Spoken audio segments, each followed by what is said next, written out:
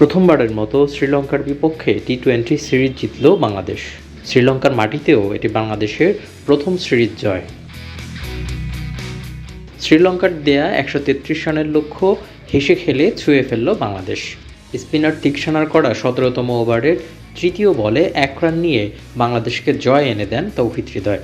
তিনি অপরাজিত ছিলেন ২৫ বলে ২৭ রানে। বল হাতে যে জয়ে নেতৃত্ব দিয়েছেন স্পিনার মাহাদী হাসান। ৪ ওভার ১১ রানে নিয়েছেন ৪ উইকেট, যা তার ক্যারিয়ার সেরা। ব্যাট হাতে বড় ভূমিকা রেখেছেন তানজিদ হাসান।